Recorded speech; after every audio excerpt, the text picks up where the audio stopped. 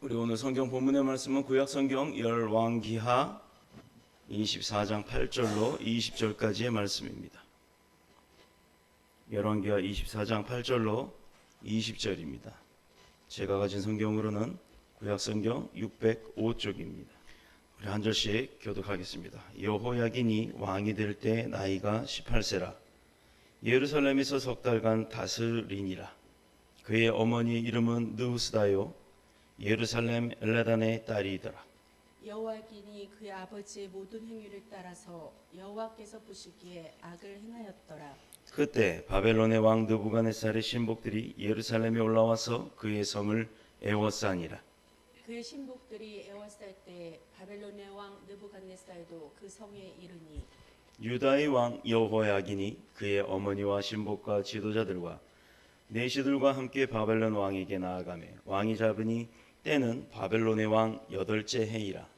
그가 여호와의 성전의 모든 보물과 왕궁 보물을 집어내고 또 이스라엘의 왕 솔로몬이 만든 것 곧 여호와의 성전의 금 그릇을 다 파괴하였으니 여호와의 말씀과 같이 되었더라. 그가 또 예루살렘의 모든 백성과 모든 지도자와 모든 용사 10,000명과 모든 장인과 대장장이를 사로잡아가매 비천한 자 외에는 그 땅에 남는 자가 없었더라. 그가 여호야긴을 바벨론으로 사로잡아가고 왕의 어머니와 왕의 아내들과 내시들과 나라의 권세 있는 자도 예루살렘에서 바벨론으로 사로잡아가고 또 용사 7,000명과 장인과 대장장이 1,000명 곧 용감하여 싸움을 할 만한 모든 자들을 바벨론 왕이 바벨론으로 사로잡아가고 바벨론 왕이 또 여호야긴의 숙부 마따니아를 대신하여 왕으로 삼고 그의 이름을 고쳐 시드기야라 하였더라. 시드기야가 왕이 될 때 나이가 21세라. 예루살렘에서 10년간 다스리니라. 그의 어머니의 이름은 하무다리요 림나인 예레미야의 딸이더라. 그가 여호야김의 모든 행위를 따라 여호와 보시기에 악을 행한지라. 함께 읽겠습니다. 여호와께서 예루살렘과 유다를 진노하심이 그들을 그 앞에서 쫓아내실 때까지 이르렀더라. 시드기야가 바벨론 왕을 배반하니라. 아멘. 살아계신 하나님의 말씀입니다.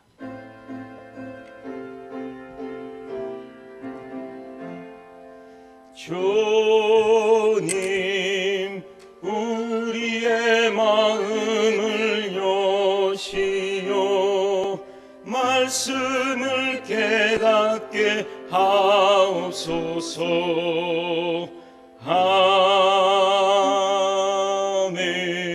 아멘. 아멘. 우리 오늘 성경 본문의 말씀을 가지고 나눌 은혜의 제목은 남은 것이 있는가? 라는 말씀의 제목을 가지고 함께 은혜를 나누도록 하겠습니다. 열왕기하 10장에 보면 오므리 왕조의 최고 권력자였던 아합 왕에게 반기를 들고 일어났던 그 예후, 그 여왕이죠. 왕후 예후에 대한 이야기가 나옵니다. 이 아합에게는 70명이나 되는 왕자들이 있었고 또 그들은 왕의 아들이기 때문에 그 당시에 최고의 지식자들과 학자들에게 교육을 받게 되었습니다. 아합에게는 수많은 귀족들과 장로들이 아합을 도와서 이스라엘 왕국을 유지할 수 있을 수 있도록 그렇게 많은 장로들, 지식자들, 권력자들이 함께 아합 왕을 도와서 이스라엘 왕국을 유지하고 있었는데, 그런데도 정작 놀랍게도 그 이스라엘 아합 왕에게 그 쿠데타를 일으켰던 그 주모자는 예후라고 하는 그 왕후의 편지 한 통에 의해서 그 아합 왕과 많은 장로들, 귀족들과의 관계를 이간을 해서 그 세력들을 깨뜨려 버리게 되었습니다. 여자 한 명의 말재간 하나에 그렇게 단단하고 튼튼했던 그 왕권이 이루어졌던 그 단합되었던 일치의 그 왕권 운영이 왕후 한 사람의 편지 한 통에 깨어져 버리고 또 그 아합 집안을 배신하고 장로들과 이간을 일으키게 되었다는 거예요. 오히려 왕가의 그 합의된 모든 일들을 깨뜨려 버리고 이제는 그 간교한 왕후에게 충성을 다짐하게 되고 그 예후에게 충성을 맹세함으로 인해 결국은 왕권에 대한 도전과 그 왕위에 대한 쿠데타가 일어나게 된 것입니다. 아합은 간교한 이세벨 왕후의 도움으로 어떻게 보면 나봇의 그 포도원을 빼앗기 위해서 거짓 증언을 하고 거짓 증인을 세우고 그리고 오히려 나봇을 쳐서 죽이고 그 재산을 빼앗고 그 자식들까지 멸족을 이르도록 행포를 부렸지만 결국에는 아합 왕은요 그렇게 해서 그렇게 뺏었음에도 불구하고 그 왕조는 오래가지 못했다라는 거예요. 남은 것은 비참하고 처참한 패배와 그리고 그로 인했던 결과는 죽음뿐이었다라는 겁니다. 유다의 마지막 모습이나 이미 멸망한 이스라엘의 모습은요 하나님을 떠남으로 인해서 받았던 그 고통 그리고 심판 이런 거는요 뭐 다를 바가 없었다는 얘기예요. 그러나 여호와의 말씀은 완벽하게 성취가 되었다라는 게 증명이 되었습니다. 본문에서 나오는 모든 사건들을 보면 전부 다 선지자들을 통해서 하나님께서 이미 오래전부터 예언했던 일들이 그 말씀 그대로 이루어졌다는 내용 사실을 알 수가 있는 겁니다. 12절에 여호야긴 임금과 그의 모친에 대한 내용은 이미 예레미야서 22장 예레미야서 22장 26절 27절에서 그 예언하였던 대로의 이야기들이 그대로 현실로 나타난 거예요. 바벨론으로 함께 잡혀갔을 때 그들은 결국 돌아오지 못했다라는 겁니다. 그래서 그의 혈통을 이어서 왕이 될 사람이 없을 것이라 하고 예언을 했던 예레미야 선지자의 그 예언처럼 그의 숙부 시드기야가 왕이 되고 말았던 거예요. 그렇게 많았던 자식들이 있었고 자녀들이 있었음에도 불구하고 그 누구 하나가 그 왕권을 계승할 수가 없었던 겁니다. 이건 이미 예레미야 선지자의 예언대로 이루어진 거예요. 신명기 28장에 보면 여호와의 말씀에 순종하는 자가 복을 받는다. 뭐 하는 자가 복을 받는다고요? 하나님의 말씀에 순종하는 자. 여호와의 말씀에 순종하는 자가 복을 받는다라고 기록이 되어 있는데 어디까지 기록이 되어 있냐면 신명기 28장 1절로부터 14절까지 긴 구절에 걸쳐 하나님의 언약을 지키는 자, 순종하는 자, 축복을 받는다라는 증거가 나와 있습니다. 15절에서 68절까지는요. 불순종한 사람에 대해서 이야기가 나와요. 불순종하여 하나님을 떠난 자가 받을 저주와 심판의 날이 어떤 것인가 아주 낱낱이 기록이 되어 있는데 축복받는 것보다 저주받고 심판받는 것이 훨씬 더 많이 기록이 되어 있어요. 그만큼 우리는 알지 못하고 또는 알고 의도적으로라도 하나님의 말씀을 거역하고 벗어나서 살 때 더 많다라는 거예요. 말씀을 순종하고 지켜나가면서 사는 것보다도 우리가 알고 모르고 그 말씀에 벗어나서 사는 것이 더 많다라는 겁니다. 자, 우리가 그런 말이 있죠.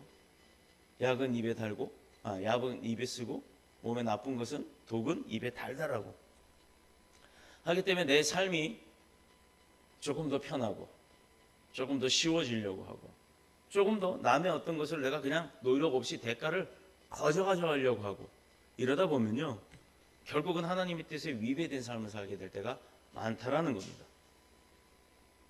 실제로 그 말씀대로 유다의 멸망이 역시 예언에 들어 있었다라는 거예요. 실제로 유다 왕국은 하나님 중심의 임금들이 자기 자신이 부족하고 또 연약하고 그래서 하나님 말씀에 본의 아니게 순종하지 못했던 것. 그것이 다윗 왕으로부터 시작을 해서 요시야 왕까지 그들이 받았던 축복은요 정말 대단했어요. 그런데 축복을 받으면 그러면 그럴수록 더 열심히 주님을 섬기고 최선을 다해야 함에도 불구하고 그 축복이 재물이 되었던 건강이 되었던 어떤 권력이 되었던 우리에게는 하나님이 주신 축복이 종류가 참으로 많은데 그것이 많아져서 누리고 될 때마다 그 사람들이 변질이 되었다라는 겁니다. 그러나 욕심에 사로잡혀 하나님을 떠나 제 마음대로 살아가던 사람들, 축복을 받았던 사람들, 순종하며 살았던 사람들도 그 말미에 자신의 욕심 때문에 자신의 과오가 생기고 그 과오로 인해서 하나님으로부터 진노의 벌을 받게 되고 다시 회개하고 회복되지만 아예 그렇게 축복이 길러 들어서지 않았던 말씀을 순종하지 못했던 사람들, 자기 뜻대로 자기 말대로 마음껏 벌리고 살았던 사람들은 그 결과가 어땠느냐? 애초부터 저주 가운데 빠져 있었다라는 거예요. 그들 역시 기록된 대로 예언의 말씀대로 저주와 멸망의 길로 가요. 축복의 길로 가도 모자랄 판에 예언했던 대로 저주와 멸망의 길로 스스로 걸어갑니다. 북왕국 이스라엘이 아수르에서 무너질 때 우리는 선지자 한 사람이 나타납니다. 이사야 한 사람이 하나님 앞에 무릎 꿇고 기도합니다. 주여 나를 사용하여 주시옵소서. 시도 남지 않을 정도로 철저하게 그 북이스라엘이 아수르에 의해서 멸망을 당할 때 이스라엘 백성들은 끌려가서 이방 나라 사방으로 떠졌고, 반대로 사마리아에서는 이방 사람들이 이주해 들어오는 거예요. 그곳을 통과하지 않았을 정도로 혼혈 민족으로 차별을 받았다라는 건 뭐냐면, 그 사마리아 사람, 이스라엘 사람들이 사마리아 사람들을 얼마나 이방인으로 취급을 하고 우습게 알았으면, 이방인들이 사는 곳은 아예 가까운 지름길이 있다 그래도 그곳을 통과하지 않고 삥 돌아서 갔을 정도로 그렇게 멸시하고 무시했는데, 결과적으로 이스라엘이 패망할 때, 아수르에서 망할 때는요, 본인들이 살려고 그곳으로 도망을 가더라 이거예요. 그렇게 멸시하고 그렇게 우습게 알았는데, 예를 들어 어느 교회가 굉장히 크고 부흥했고 물질적으로, 재능적으로, 또 인원적으로, 수량으로, 건물로 되게 크다고 칩시다. 근데 그 안에 하나님의 진노가 임해서 불심판이 떨어진다고 해요. 그때 작은 개척교회 10명도 못 들어갈 만한 그런 콧구멍만한 방 하나에서 드리는 그 가정 예배를 드리는데 하나님이 거기 이미 계시다 그러면, 그 큰 교회에서 예배 드리던 사람들이 영이 열리고 영의 귀가 열려서 하나님 계신 곳을 찾는다 그러면, 그렇게 평소에 그것도 교회냐라고 우습게 알았던 사람들이 그 안으로 피신을 안 하겠냐 이 말입니다. 예수님은 그 당시에 유대인들이 사마리아로 여행하는 법이 없었어요. 사마리아 사람들 너무 우습게 알았기 때문에, 무시했기 때문에 그곳을 통과하려고도 하지 않았다는 얘기예요. 왜? 혼혈 민족으로 그들은 정통성이 없고 순수성이 없기 때문에 그들은 더럽다라고 취급을 했어요. 그래서 이 이스라엘 백성들이 얼마나 유다 백성들이 그 교만했었는지 모릅니다. 오히려 그 혼혈 민족들을 무시하면서 차별을 했어요. 그런데 남왕국 유다 나라도 같은 위기에 떨어집니다. 오늘 우리는 이스라엘 역사의 마지막 부분에 철저하게 망해가는 유다 왕국의 모습을 보면서 말씀에 불순종하고 하나님을 떠나서 자기 멋대로 즐기며 사는 사람들, 남는 것도 없고 소망도 없고 오직 고통과 수치와 저주만이 남을 것이라는 것을 오늘 배우게 되는 겁니다. 시편 46편 1절에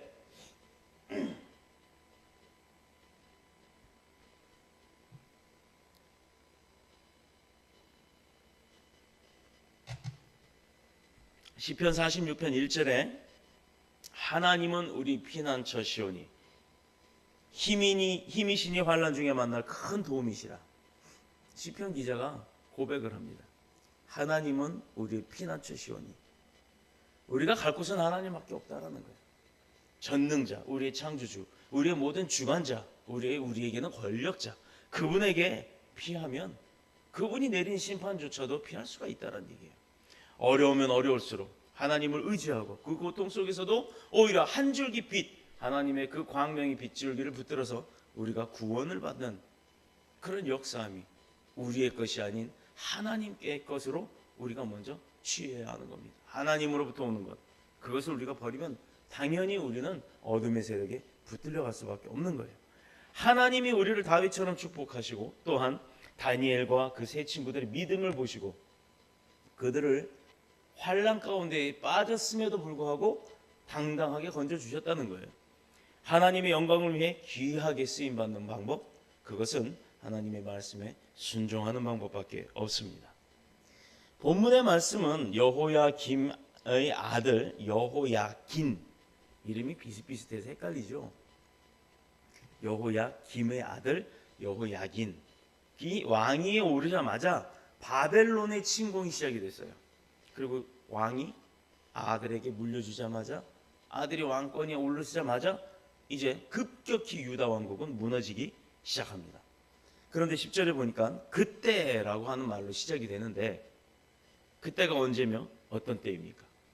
여호야긴이 그의 아버지 여호야김의 모든 행위를 따라서 여호와께서 보시기에 악을 행하던 때, 이제 하나님을 벗어나서 아버지 때부터 하여튼 악함이란 악함은 다 행하고 있을 때였어요. 그렇다면 여호야김 그 아버지의 행위는 어떤 행위였냐? 23장 37절에 보니 그의 조상들이 행한 모든 일을 따라서 여호와 보시기에 악을 행하였다. 여호와 보시기에 악을 행하였다. 하나님께서 보시기에 원치 않는 일을 하는 거예요. 여러분, 우리가 믿음의 백성으로서, 믿음의 자녀로서, 또는 믿음의 종으로서, 주님의 백성으로서 살아갈 때 내가 즐겨하는 일이 아버지가 기뻐하지 않는 일인가? 아니면 내가 즐거워하는 일이 아버지께서도 기뻐하시는 일인가? 우리가 이것만 기준을 두고 살면 됩니다. 어떤 것이 아버지 뜻이고, 어떤 것이 아버지가 원하시는 거고, 어떤 것이 내가 가야 할 길인가? 그것은요, 내가 즐거워하는 것이 아니라 아버지가 기뻐하는 일, 그것을 찾아야 되는 거예요. 근데 그거를 찾으려면 우리가 어떻게 해야 합니까? 성경을 보고 성경을 배워야 하는 거예요. 성경 안에 그 답들이 다 들어 있습니다. 알려고도 하지 않고, 보지도 않고, 배우려고도 안 하고, 내가 학습도 안 하고, 깨닫지도 않고, 심지어 남이 이야기해 주는 것조차도 들으려고 안 하면 내가 귀 다 막고요, 내 멋대로 성경 보고요, 성경이 하나님의 말씀이 아니라 이스라엘의 역사서라고 하는 역사책이나 소설책을 읽는다면 어떤 것이 하나님의 뜻인지 알 수가 없다라는 겁니다. 이것은 하나님을 떠난 우상숭배에 빠진 죄를 이야기하는 거예요. 내가 믿음을 갖고 교회 열심히 다닌다고 해도 하나님의 진리의 말씀이 내 가운데 있지 않다면, 우리가 말씀의 반석 위에 굳건하게 서지 못한다면 성경책을 밟고 올라서는 것과 동일한 겁니다. 명목상 내가 교회 권사요, 장로요, 집사요, 또 전도사요, 강도사요, 목사요, 그게 무엇이 중요합니까? 말씀을 밟고 서는 것이 아니라 말씀을 가슴에 담고 서야 되는 줄로 믿습니다. 아합처럼 무죄한 자들의 피를 흘리고 또 선지자들을 다 잡아 죽이고 또 온갖 불법과 하나님께서 미워하시는 일들을 자행하면서 어떻게 내가 믿음의 백성이다, 어떻게 내가 주의 종이다라고 할 수 있겠어요? 하나님 두려운 줄 모르고 이러한 죄악을 거듭 반복한 결과가 바로 이 왕조에 있었던 겁니다. 본문 10절에서 17절까지 기록된 내용들입니다. 왕을 포함한 그 가족들은 물론이고 충신들과 귀족들과 내시들도 다 바벨론에 잡혀갔다라고 되어 있어요. 강도사님, 나 이거 메인 볼륨을 조금만 내려주세요. 울림이 있어. 가뜩이나 감기 때문에 목소리도 안 좋은데 울림까지 있으니까 더 안 좋아 보이네요.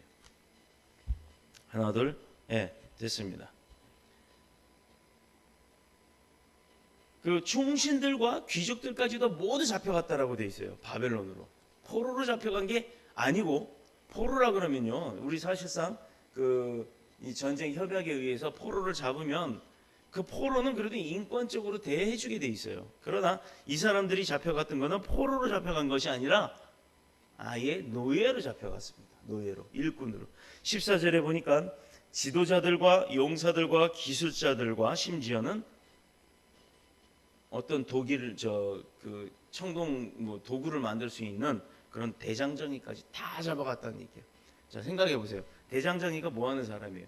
쇳덩어리를 풀무불에 넣어서 막 풀무질을 해서 새빨갛게 달군 다음에 그걸로 뭐 나시고 홈이고 괭이고 무기 같은 거를 만들어내는 사람인데, 그 사람들이 힘이 얼마나 강해합니까? 쇠를 다루다 보니까. 그러니 기술자, 용사, 또 지도자처럼 똑똑한 사람, 그리고 심지어는 이거는 비하하는 건 아닙니다만 그 당시에 머리보다는 이 몸의 힘만 강했던 그런 사람들조차까지도 전부 다 잡아갔다고 하는 거예요. 붙들어 갔다는 얘기입니다. 그래서 성경은 이 상황을 기록하기를 비천한 자 외에는 그 땅에 남은 자가 없더라. 비천한 자 빼고는 남은 사람이 없을 정도로 휩쓸어 갔다 이거예요.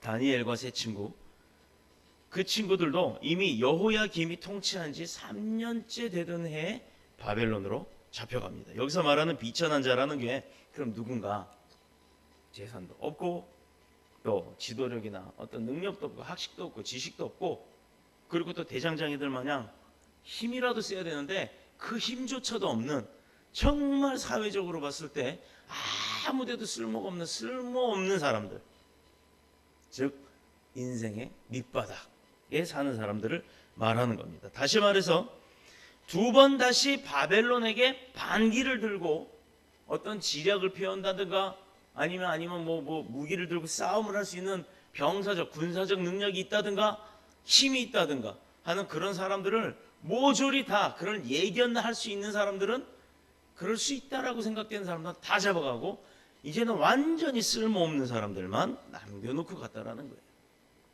무엇이 남았습니까? 남은 것이 뭐가 있습니까? 그리고 그들은 바벨론에 각각 각지로 보내서 그 나라의 자원으로 썼어요. 자원. 이게 뭐냐면 자원이라는 게 뭐죠? 우리는 광물이나 뭐 이런 거를 캐내서 그걸 어떤 걸로 가공을 해서 새로운 생산물, 2차 생산물을 만들어서 우리의 삶에 편안하게 쓸 때 도움이 되게끔 하는, 예를 들어서 석탄을 캐내서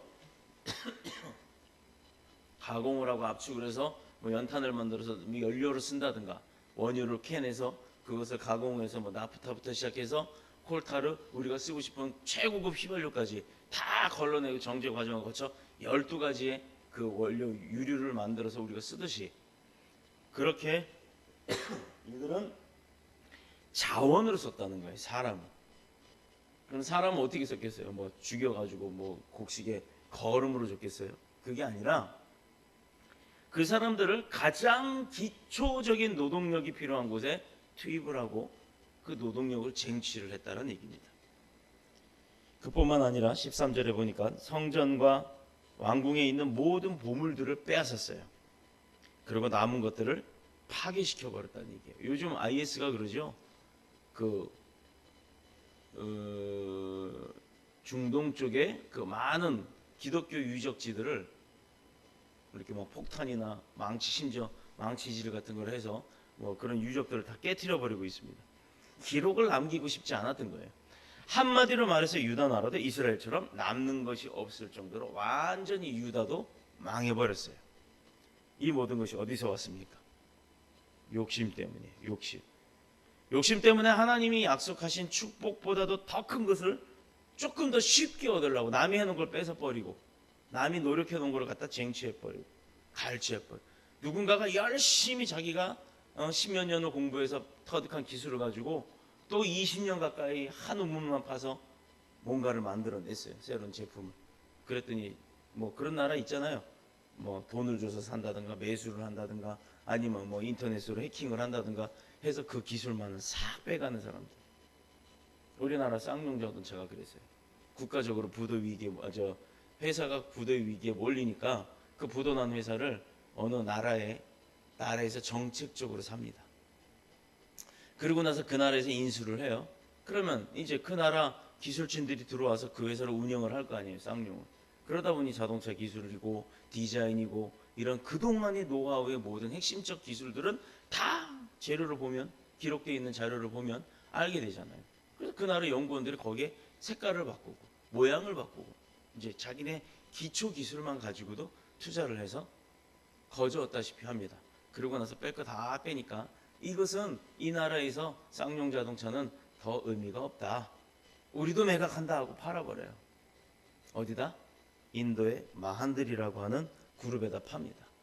지금 대한민국 우리나라에서 나오는 자동차, 쌍용 자동차는요, 한국에서 만들기는 하지만 그 원천적 모든 이익은 인도의 마한들이 회사에서 가져가요.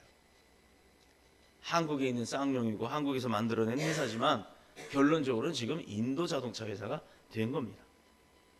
이런 식으로 우상 숭배를 곁들여 그들은 쉽게 남의 노력을 얻으려고 쟁취하는 그 욕심이 있었다는 거예요. 전도자 사도 바울의 자랑이 있지요. 그는요 세상의 모든 것들을 다 오물과 같이 취급을 했어요. 똥오줌처럼 취급을 했다는 거예요. 다 버려버렸다는 겁니다. 그러면서 단 한 가지 자랑하고 그것에 대해서만큼은 누구도 못지않을 만한 욕심을 부린 게 있어요. 뭘까요? 뭐예요? 사도 바울이 욕심낸 단 한 가지. 예수 그리스도의 복음입니다. 예수 그리스도의 십자가 복음이에요. 이 복음을 위해서는 수고하는 것도 아끼지 않고 포기하지도 않았어요. 그것을 오히려 내가 힘들고 핍박받고 고난받는 것이 복음 때문이라는 것을 자랑하고 살았어요. 그는 하나님이 자기에게 주신 이 권리를 유일한 자기만의 자랑거리를 삼고 포기하지 않았다는 겁니다. 그러므로 자발적으로 그는 일을 하기 시작했고 헌신하는 수고도 아끼지 않았던 겁니다. 그것이 오히려 내가 생긴 것도, 내가 생겨나는 것도, 내가 가지고 있는 것도, 나에게 있는 것도 모조리 다 하나님 복음을 전하기 위해서, 예수 그리스도 십자가의 복음을 전하기 위해서 다 썼다는 거예요. 그러고도 모자라야 할 판에 모자라는 것이 아니다, 차고도 넘쳤다라는 겁니다. 그래서 그는 먹을 수 있는 것도 먹지 않았어요. 행할 수 있는 것도 절제하면서 오로지 복음을 위해서만 살았습니다. 오히려 말씀 안에서 그렇게 그럼에도 불구하고 내가 행하고 먹지도 않고 행할 것도 다 안 했는데도 불구하고 오히려 사도 바울은 그 말씀 안에서 참 자유와 참 평안을 누렸다라는 거예요. 그러나 모든 세상적 재물과 부, 권력을 다 가지고 있었던 열왕기의 대부분의 임금들은 거지 같은 삶을 살았던 그 전도자 사도 바울과는 달리 그렇게 다 가지고 있었음에도 충만하게 누리고 마음 가운데 행복감을 갖지 못했다라는 거예요. 하나님을 떠나서 다른 곳에 가서 머리를 숙이고 말 못하는 우상을 위해서 자신의 아들들까지도 불태워 바친 그 더 큰 것을 얻을 줄 생각했던 거죠. 이렇게 하나님의 말씀을 거역하고 불순종한 결과는 무엇인가?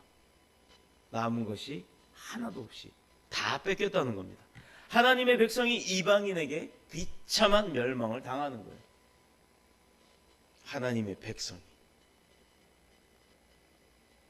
하나님의 백성이 이방인에게 멸망을 당해요.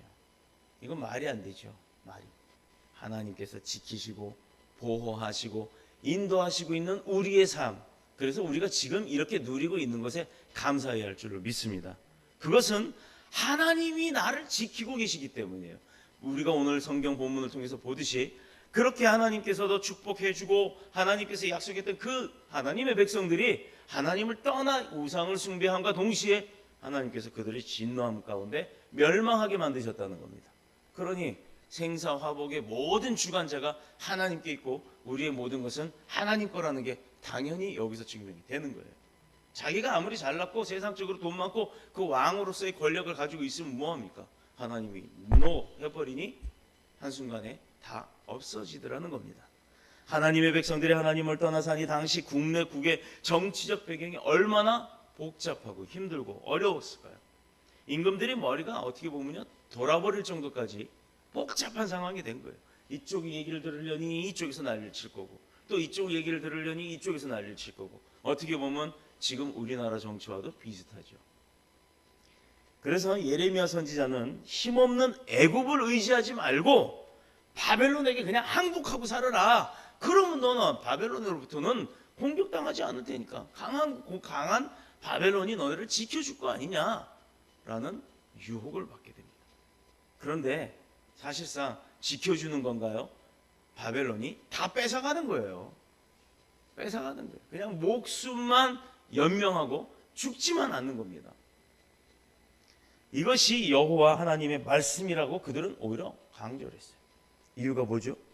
바벨론은 하나님을 떠난 유다를 심판을 하고 또 타락한 이방 나라를 심판하기 위한 하나님의 도구였기 때문이에요. 하나님이 바벨론을 축복하신 게 아니에요. 하나님이 하나님의 백성들이 뒤집어졌을 때 반대로 갔을 때 하나님이 원치 않았던 바벨론까지도 쓰셨다라는 얘기입니다. 그 얘기가 뭘까요?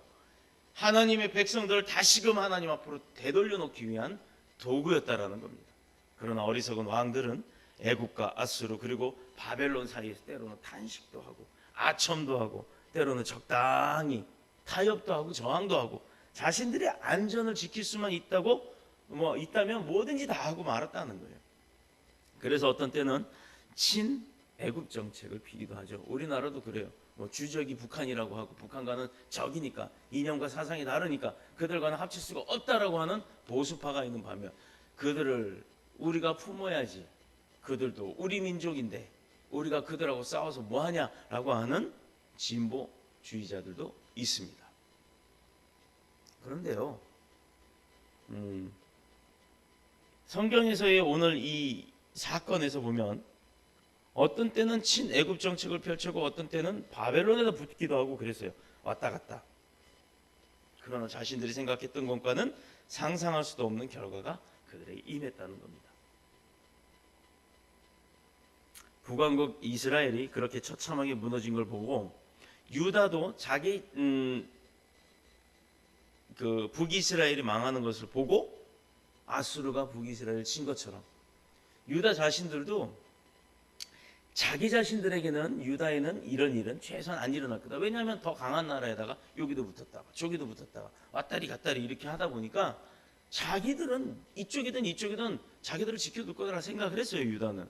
그런데 이러한 그들의 고집과 어리석음이 깨달음 대신에 결론은 파멸로 몰고 갔다는 겁니다. 그 동물 중에 그런 동물이 있잖아요. 이솝 우화에 보면 날아다니는 동물과 걸어다니는 동물들이 전쟁이 났어요. 그래서 어떤 때는 이 막 코끼리나 사자 이런 걸어다니는 동물들이 힘이 더 세서 이길 때가 있으면 요 박쥐라는 동물이 걸어다니기도 하고 날아다니기도 하잖아요. 그러니 이 걸어다니는 동물이 있을 때는 그쪽 편에 붙었다가 날아다니는 동물이 있을 때는 날아다니는 편이 붙었다가 이러다가 결국은 동물들끼리 싸우다가 야 우리 이러지 말자. 너네는 하늘에서 살고 우리는 땅에서 살자. 그러니까 우리 화합해갖고 지상낙원 이 좋은 나라, 이 좋은 세상에서 우리 함께 그냥 너네는 너네, 우리는 우리 이렇게 함께 어우러져서 살자라고 이렇게 딱 합의를 보고 전쟁을 풀었어요. 화해를 했어요. 근데 그때 괘씸한 사람이 딱 괘씸한 동물 하나가 나오더라 이겁니다. 그게 뭐냐? 여기 붙었다 저기 붙었다 했던 박쥐가 아주 보기가 싫었어요. 그래서 새들도 너는 우리랑 같이 안 돼. 하늘에서 살지 마. 그리고 또 기어다니던 땅에서 살던 동물도 너도 우리하고는 같이 살 수가 없어. 그러니까 너도 땅에 살지 마. 하니까 이 박쥐가 결국은 이리 피하고 저리 피하고 하다가 갈 데가 없어서 간 데가 어디냐? 동굴 속입니다. 땅도 하늘도 아닌 캄캄한 어둠 속 동굴 속에 들어가서 살게 되었다라고 하는 이솝 우화가 있어요. 오늘 이 유다도 그런 상황이었던 거예요. 어떻게 보면요, 오늘 성경에 나왔던 이 나라들처럼 지금 우리나라도 대한민국이 우리나라도 자주국가이고 주권국가임에도 불구하고 주변의 강대국들 사이에서 이리 치고 저리 치고 여기 눈치 보고 저기 눈치 보고 하는 그런 비슷한 상황에 처해 있다라고도 볼 수가 있습니다. 하나님 떠나서 자기 마음대로 살면 처음에는 되게 자유롭고 잘 사는 것 같아요. 그러나 처음에는 그래도 그 결과를 보면요, 그 사람 끝이 좋지가 않다는 겁니다. 망하는 것도요, 그냥 망하는 것이 아니라 수치와 굴욕이란 굴욕은 다 당하고 돌이킬 수 없는 후회를 다 자기가 품고 안고 그리고 망하게 됩니다. 결국 이스라엘이나 유다나 하나님의 백성이었지만 그 욕심 때문에 더 많은 것을 얻고 더 많은 것을 남기려고 했던 그 욕심 때문에 도리어 아무것도 남지 않게 되어버린다는, 남은 것이 없더라 이 말입니다. 오히려 아무것도 남길 수 없는 가장 불행한 결과에 빠지고 말았다는 거예요. 하나님을 떠남으로 인해. 우리가 가장 많이 관심을 가지는 것이 경제 문제고 정치 문제죠. 근데 우리 믿음의 백성들도요, 가만 보면 그래요. 세상에서 아예 하나님을 모르는 사람들이 많아요. 알려고도 하지 않고. 어제도 우리가 전도하는데 그런 사람이 있었다며. 좋은 하루 되십시오 그러면서 전도지를 줬더니 그러더래요. 우리 강도사님 그러는데 왜 좋은 하루가 돼야 되냐고. 그럼 나쁜 하루가 되면 좋겠어요? 좋은 하루 되라고 축복을 해줬는데 왜 좋은 하루가 돼야 되냐고 하고 시비 쪽으로 나오더랍니다. 그래서 어떻게 했어요? 그랬더니 웃었답니다. 잘하셨어요. 뭐한 사람도 세상 사람들 그랬어 봐요. 싸움 나죠. 야, 내가 너한테 좋은 날 되라고 했는데 그게 뭐 나쁘냐? 그럼 싫은 날 되라. 네 인생은 계속 싫은 일만 생기고 인상 찌그러지는 일만 생겨라고 막 저주를 퍼붓다고 합시다. 그럼 그 사람이 가만히 있겠어요? 주먹 들고 나오지.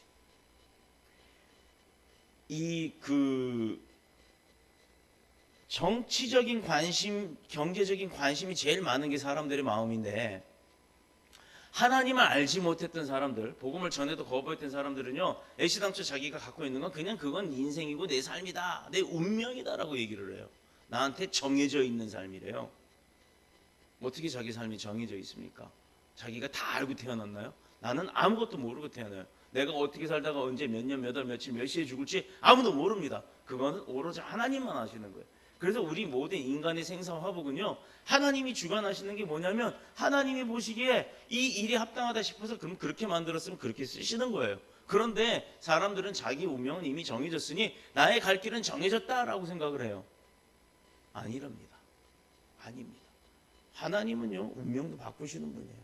하나님이 나를 만드신 목적이 있어서 그 목적대로 가야 됨에도 불구하고 사람들은 자기 편한 대로 하나님을 알지 못하고 가기 때문에 그게 자기 길인 줄 알고 고난 가운데, 어려움 가운데 모든 게 다 돈의 노예가 돼가서 그렇게 사는 거예요. 그러나 그들이 모르면서 살면서도 내가 가진 거 다 잃어버리고 망했을 때는요, 뭐라고 얘기하냐면 운이 없었다 그래요. 운이 없었던 게 아니라 지식이 없었던 겁니다. 지혜가 없었던 겁니다. 하나님을 아는 자들은 이렇게 바꾸지요. 내가 하다가 망한 것 하나님 때문에 벗어났기 때문이에요. 그래도 목숨은 살아 있습니다. 그리고 다시 재기할 희망과 소망을 우리에게 주십니다. 그게 하나님의 뜻이에요. 그런데 하나님의 뜻대로 잘 가는 사람들을 보세요. 어떤가? 가진 것 많지 않아도요, 그들의 삶은요, 늘 행복하고 늘 감사한 거예요. 우리가 가장 많이 관심 갖는 것이 그것이에요. 경제 문제, 정치 문제를 떠나서 우리가 하나님의 뜻에 제대로 가고 있느냐, 이것이 우리의 관심사가 될 줄로 믿습니다. 그러나 이것은요, 하나님을 통해야만 안정이 되고, 하나님을 의지할 때 국가적으로는 국가의 미래, 정치, 경제 이런 것도요, 한 치 앞도 내다볼 수가 없다 그래도 하나님을 의지할 때 그것이 축복의 길로, 또 사는 길로 열릴 줄로 믿습니다. 그러니 국가의 수장이 믿음을 가진 사람이 얼마나 좋겠어요. 그렇지 않다 하더라도 믿음의 백성들이 나라를 위해서 기도하는 것, 이래서 중요한 겁니다. 열왕기하 8장에 보면 수넴 여인의 이야기가 나와요. 다들 아실 거예요. 엘리사 선지자가 이 땅에 흉년이 들 것이니 피하라는 말을 듣고 신령은 피신합니다. 갔다 왔더니 자기 재산이 이미 남한테 다 다른 사람 쏘고 슈킹이라고 하죠. 뺏어가 버렸어요. 억울해요. 그래서 하나님의 종의 말씀대로 순종하고 그러면 복을 받는다고 했는데, 아니 왜 목사님이 말한 대로 했는데 왜 나는 이렇게 재산을 다 뺏깁니까? 이게 억울했어요. 그래서 선지자의 말씀에 순종했더니 돌아온 건 낙심뿐이고 원망뿐이다. 그래서 그는 선지자를 미워하고 교회를 떠나야 될 판인데 오히려 그러지 않았다는 얘기예요. 수넴 여인은 오히려 더 공개를 하고 또 돌아온 것은 낙심과 실망뿐이었지만 더 선지자를 열심히 섬겼습니다. 그랬는데 더 많은 것을 잃었어요.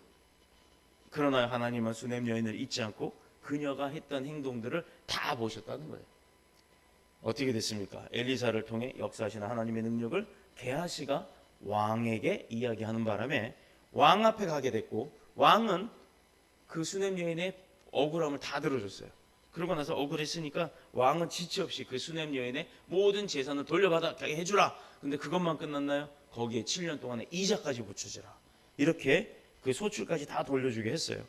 고난을 당하고 억울한 일을 당하고, 그래도요, 하나님을 알고 믿고 따름에도 불구하고 그런 일을 당했을 때 배신하는 게 아니에요. 배교하는 게 아닙니다.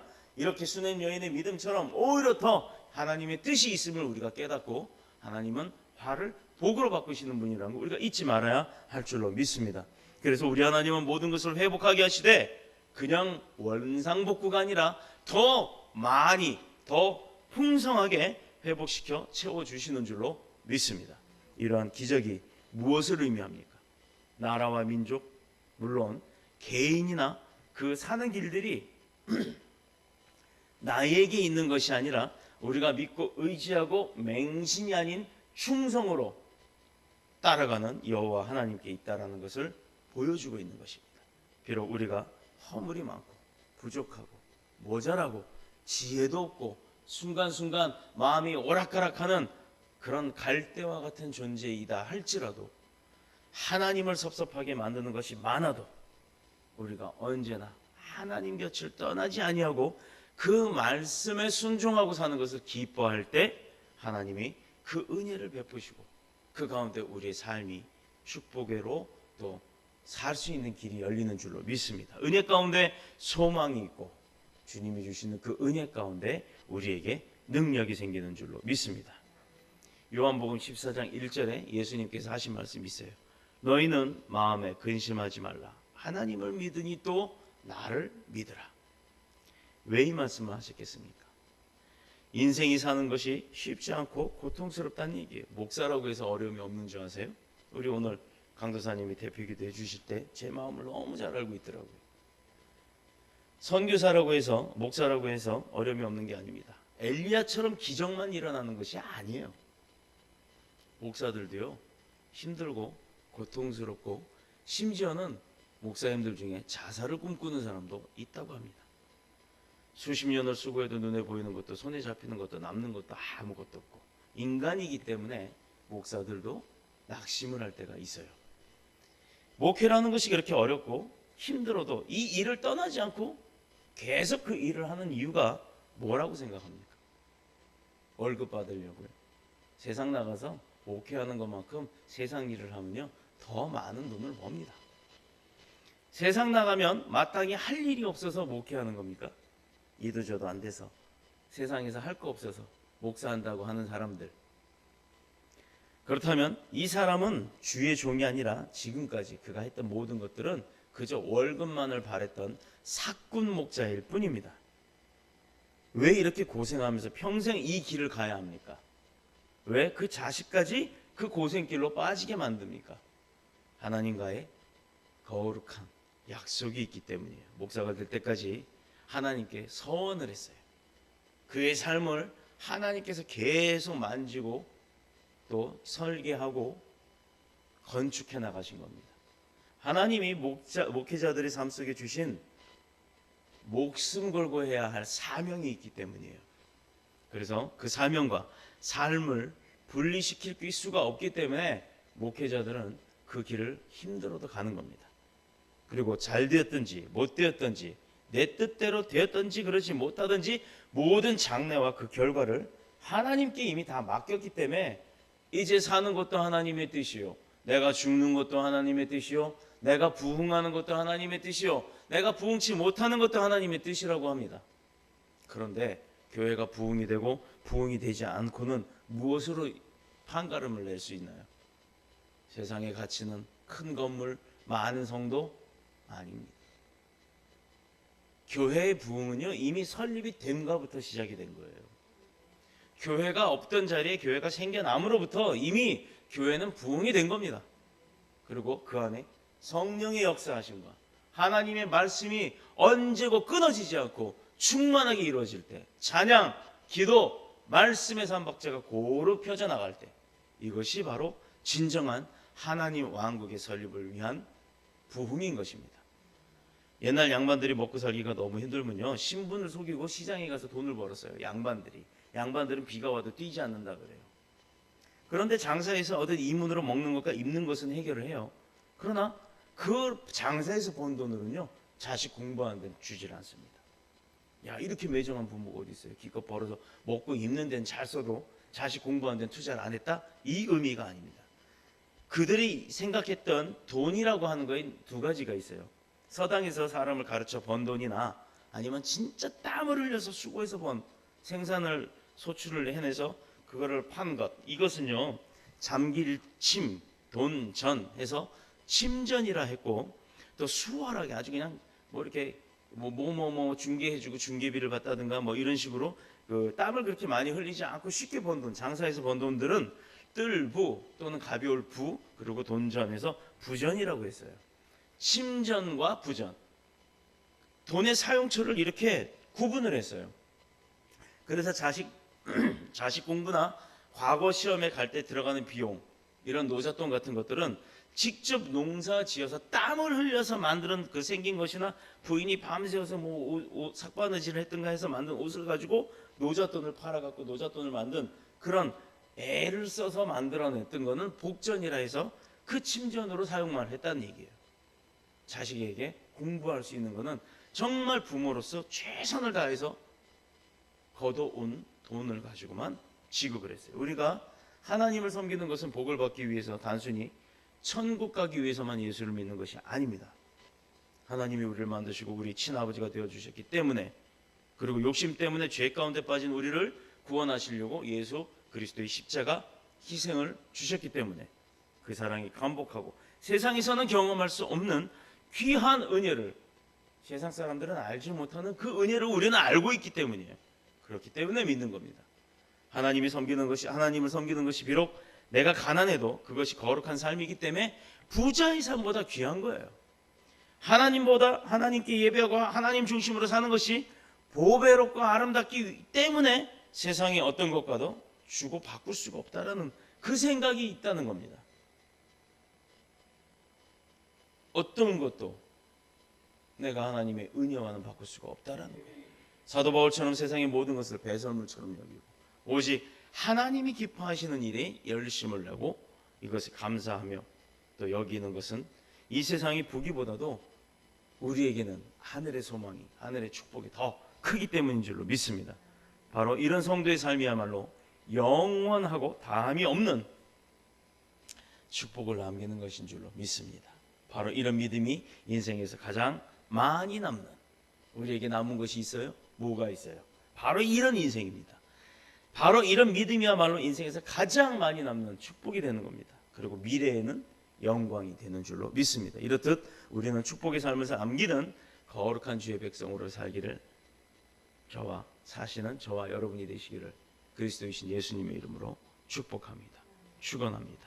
기도드리겠습니다. 주의 집에 영광이